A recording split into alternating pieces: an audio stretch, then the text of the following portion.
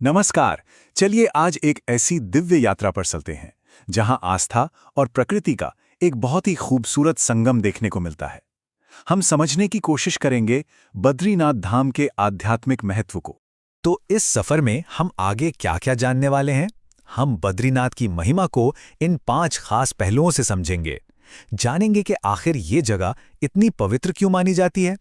तो सबसे पहले बात करते हैं कि बद्रीनाथ हिंदू धर्म के सबसे बड़े तीर्थों में से एक क्यों है। असल में ये 4 धाम यात्रा का एक बहुत ही अहम हिस्सा है। जी हाँ, बद्रीनाथ सिर्फ एक अकेला मंदिर नहीं है, बल्कि ये एक बहुत बड़ी आध्यात्मिक यात्रा का, एक सर्किट का एक अहम पड़ाव है।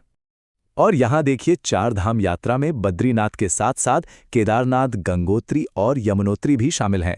जब इन चारों धाम की यात्रा पूरी होती है तभी इस पवित्र तीर्थ को पूरा माना जाता है। अब थोड़ा और गहराई में उतरते हैं। बद्रीनाथ के बिल्कुल केंद्र में आखिर यहाँ कौन से देवता हैं जिनकी वजह से ये जगह इतनी खास है? इस मंदिर का जो सबसे बड़ा महत्व है वो है इसका सीधा कनेक्शन भगवान विष्णु से, जो कि हिंदू धर्म के प्रमुख देवताओं में से एक हैं। और पता है, यहाँ भगवान विष्णु को एक बहुत ही खास नाम से पूजा जाता है, बद्री नारायण। ये नाम ही उन्हें हमेशा के लिए इस जगह से जोड़ देता है।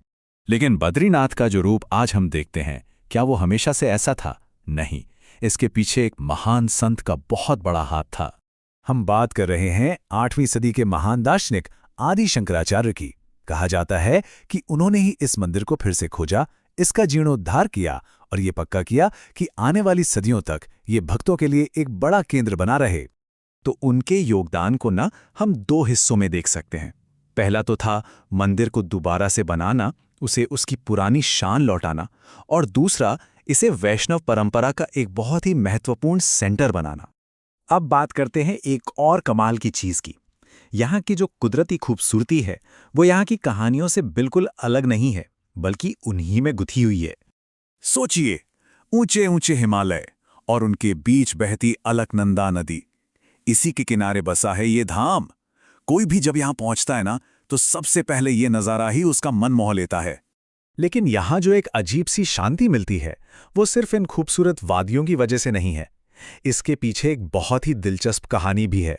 पौराणिक कथाओं के मुताबिक ये वही जगह है जहां भगवान विष्णु ने हजारों सालों तक तपस्या की थी, और बस यही एक विश्वास इस जगह की खूबसूरती को और भी कई गुना बढ़ा देता है, उसे एक दिव्य एहसास देता है। और कहानी ये भी है कि जब विष्णु जी तपस्या कर रहे थे तो देवी लक्ष्मी ने एक बद्री यानी बेर के पेड़ का रूप ले लिया था, ताकि उन्हें तेज बर्फबारी और खराब मौसम से बचा सकें। और इसी वजह से इस जगह का नाम पड़ा बद्रीनाथ, यानी बद्री के जंगल के स्वामी। तो सवाल ये उठता है कि लोग इतनी मुश्किल यात्रा करके आखिर बद्रीनाथ आते क्यों हैं? क्या मिलता है यहाँ? चलिए अब इस पर बात करते हैं। देखिए, जो श्रद्धालु यहाँ आते हैं उनके मन में एक गहरी आस्था होती है।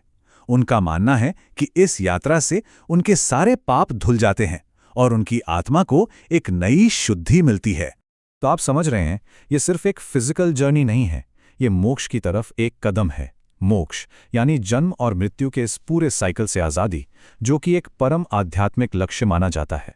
तो कुल मिलाके ये सिर्फ एक जगह से दूसरी जगह जाना नहीं है, ये तो आस्था, शांति और मोक्ष की पूरी एक खोज है। और आखिर में ये हमें एक सवाल के साथ छोड़ जाता है कि क्या ये सिर्फ एक यात्रा है या फिर आत्मा का एक पूरा का पूरा रूपांतरण? सोचने वाली बात है कि ऐसी तीर्थ यात्राएं लाखों लोगों के लिए आखिर क्या मायने रखती हैं।